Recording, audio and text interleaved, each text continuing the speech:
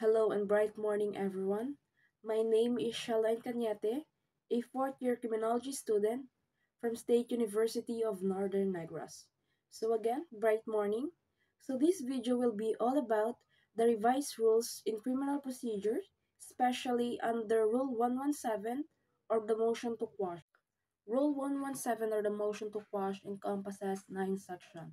The section 1 is the time to move to quash, and it is done at any time before entering the accused plea, so the accused may move to quash the complaint or information filed against him. The section 2 is entitled Forms and Contents, so the motion to quash shall be in writing, signed by the accused or his counsel, and shall distinctly specify the factual and legal grounds for the motion to quash. Section 3 is known as grounds. It is the grounds of the accused to move to quash the complaint or information. So under this, it has 9 grounds. So first, that the facts charged do not constitute an offense. Second, that the court trying the case has no jurisdiction over the offense charged. Third, that the court trying the case has no jurisdiction over the person of the accused. Fourth, that the officer who filed the information has no authority to do so. Fifth, it does not conform substantially to the prescribed form. Six, that more than one offense is charged except when a single punishment from various offenses prescribed by law. 7. That a criminal action or liability has been extinguished. 8. That it contains averments which, if true, would constitute a legal excuse and justification. And lastly, that the accused has been previously convicted of the offense charged, or the case against him was dismissed or otherwise terminated without his express consent. Section 4 is amendment of the complaint or information. If the motion to quash is based on an alleged defect of the complaint or information, which can be cured by an amendment, the court shall order that an amendment be made. Section 5. The effect of sustaining the motion to quash. The motion to quash, if sustained, the court may allow that another information or complaint be filed except as provided under Section 6 of this rule. If an order is made, the accused, if he is in custody, he shall not be discharged unless admitted to bail.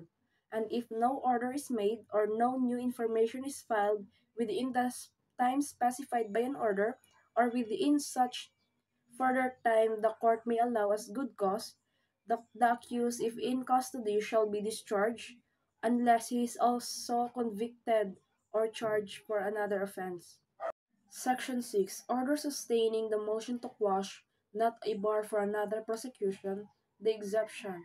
An order sustaining the motion to quash is not a bar for another prosecution unless the motion was based on the grounds specified under Section 3, paragraph G and I of this rule.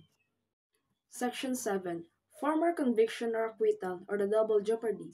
When an accused had been convicted or acquitted, or the case against him was dismissed or otherwise terminated without his express consent by a court of a competent jurisdiction, upon a valid complaint or information, and after the accused had pleaded to the charge, the conviction or acquittal of the accused and the dismissal of the case shall be a bar for another prosecution charge, or for any offenses or to attempt to commit the same, or frustration thereof, or for any offenses which necessarily included or is necessarily included in the offense charged the former complaint or information. Section 8. Section 8 is the provisional dismissal. A case shall not be provisionally dismissed except with the express consent of the accused and with notice to the offended party. And lastly, Section 9. Section 9 is the failure to move to quash or to allege any grounds thereof. Failure to move to quash or allege any ground thereof. The failure of the accused to assert any ground of a motion to quash before he pleads the complaint or information, either because he did not file a motion to quash or failed to allege the same in said motion, shall be deemed a waiver of any objection based on the grounds provided for in paragraphs A, B, and G, and of course I of the Section 3 of Rule of this. and that is section 9, as all the section of this rule was covered. And again, this is Shalen Cañete from B Scream 4A.